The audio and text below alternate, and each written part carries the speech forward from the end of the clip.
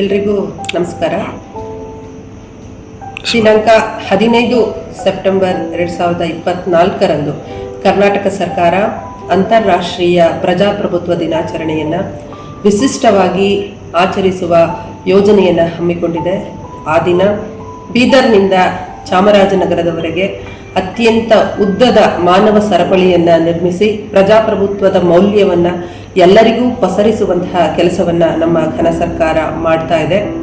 ಆ ಹಿನ್ನೆಲೆಯಲ್ಲಿ ಚಾಮರಾಜನಗರ ಜಿಲ್ಲೆಯಲ್ಲಿಯೂ ಸಹ 24 ಕಿಲೋಮೀಟರ್ಗಳ ದೂರದ ಮಾನವ ಸರಪಳಿಯನ್ನು ನಾವೆಲ್ಲ ಸೇರಿ ನಿರ್ಮಿಸೋಣ.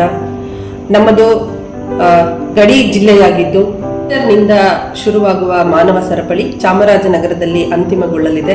ಹಾಗಾಗಿ ಚಾಮರಾಜನಗರಕ್ಕೆ ಈ ಮಾನವ ಸರಪಳಿಯಲ್ಲಿ ಅತ್ಯಂತ ವಿಶೇಷ ಸ್ಥಾನವಿದ್ದು, ಈ ಹಿನ್ನೆಲೆಯಲ್ಲಿ ಚಾಮರಾಜನಗರದ ನಾವೆಲ್ಲ ಸಂತೋಷದಿಂದ ಪ್ರಜಾಪ್ರಭುತ್ವದ ಈ ಹಬ್ಬದಲ್ಲಿ ಭಾಗವಹಿಸಿ ಈ ಕಾರ್ಯಕ್ರಮವನ್ನು ಯಶಸ್ವಿಗೊಳಿಸೋಣ.